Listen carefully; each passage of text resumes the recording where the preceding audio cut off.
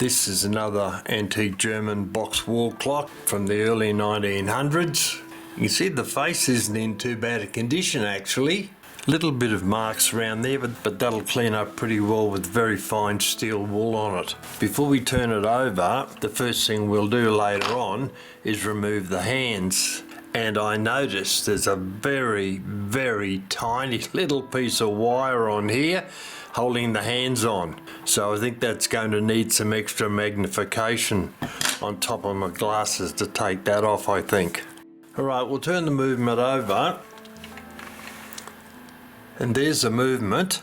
From first appearances, it seems to be in reasonably good shape. Could do with a bit of a clean up, but considering its age, it's not in too bad a condition. This arm here, a knurl nut and pin go through there, and that's used to attach the movement to make it more secure in the case. This piece here slides into the case. You can see the rabbets on both sides there that'll slide into the case. These two knurl nuts with pins and washers under them are used to hold the movement into the case. So it doesn't seem to be in too bad a condition actually, so the best thing we can do is to remove the hands and start looking inside. So I'll put some extra magnification on, and I'll get one of them Bergen screwdrivers, the blue one, because it's got a very, very tiny piece of wire in there that I need to bend out a bit so I can put a pair of pliers on it. Alright, let's see what we've got bent back on itself. That's a pretty tough bit of wire actually, but I think, there we go, I think I can probably get a pair of pliers on that. We'll have a look and see. I'll turn it round a bit, and there's not a lot of room there, and it's turning the hand. Alright, I'll have to take that offline, then I'll come back. Alright, that's got it out. Piece of wire broke while I was taking it out. There you can see the very narrow gauge of the wire. I'll have to make another one of those when we put it back on again. Alright, well, magnification off. Now, we've got a washer on here. Take that off first. Little washer, then lift the hands off very carefully. Minute hand, and the hour hand should slide straight off. Little bit of additional friction there, but it's coming off. Being very careful with it. Obviously no hurry, I'm being paid by the hour by the look of it, not in a job lot. Bit of rust there, we'll have to look into that situation before we put it back on again. Right now we can turn the movement over. Now next thing we'll do is remove these couple of knurl nuts here so we can get access to the movement. So I'll unscrew those and take those and their washers out. Pretty decent length. Very fine thread on that. Wow, that is fine. Alright, take the other guy out and just about done. Same deal, very fine thread, and remove that. Alright, I'll put them in a packet in a moment. So there is our movement now. And we can immediately see we've got 4 tapered pins. One there, second one, third one, and the fourth one. 4 tapered pins holding the movement onto the back of the faceplate on those posts there. So that's safe to put down. Alright, we'll remove the pins one at a time, and I'll put them in a dish and drag them out, see what we've got. Not too bad a condition, but they are bent. Though as usual we'll replace those. We don't put bent ones back in again. That one's a bit tight. Alright, we'll come back to that one in a minute. It's not going to be easy to get those out because there's a pillar there in the road. I might have to actually tap those with a hammer. They are in there seriously. There's the second one, same condition, bit mangled, and I didn't help it particularly to getting it out. Alright, now what we've got to do is loosen up these two down here. Normally what happens is you put a pair of pliers on the end of the post and then the other end on the end of the tapered pin, squeeze it and pushes it out. But in this instance, that post there is too wide and you can't do that. So I'm going to look at, see if I can find a screwdriver that'll fit. I might have to get a little guy, might be better. See if I can get that. It won't go through there. Nope, I'll have to do it there. See if I can tap that and loosen it up a bit. I don't think that made any difference actually. I'll get a grip on it again and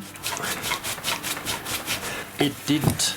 All right, well, last option for the moment, while we're still on camera, is I'll get a set of lockjaw pliers. We'll get a serious vice-like grip on that tapered pin, about that size, and see if that'll make it any easier or not. Well, not tight enough. Bring it down a bit more. That's got him. It's not going to get tighter than that. There it is, the third one. And the fourth one round here, I'll get a grip with these. That way the pliers aren't rolling on the tapered pin when I turn it. That came out very easily. Look at the bend on that guy. Excellent. All right, let's solve that for the moment. Now we'll very carefully lift the movement up and hope there's nothing else standing in its way. And get that off there. And it's a bit tight on that post. And no, there we go.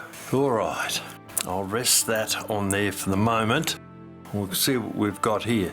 They're the 4 posts that hold the movement on to the back of the face of the clock. Okay, now we can have a look at the movement itself.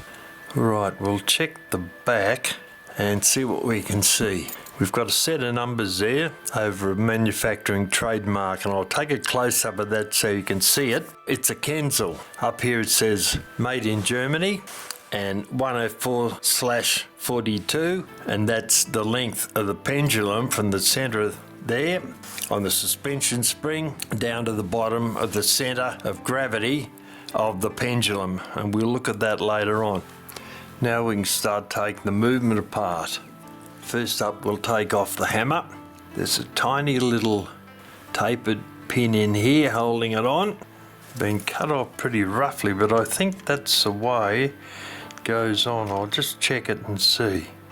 They're all the tapered pins so far have been seriously hammered in.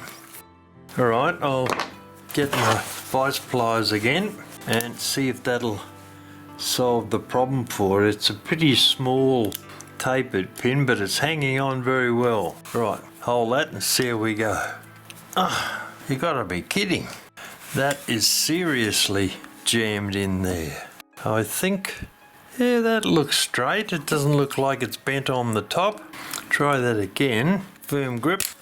Nope, looks like the pliers have dropped off it. Oh well, that's staying there, so what we'll do, not to be defeated by such things, we'll remove the hammerhead with the leather on it. I'll put a slight mark there so we know where we're starting off when we put it back on again. I hope it doesn't get washed off in the ultrasonic cleaner. I'll remove that. There we go, that's got him.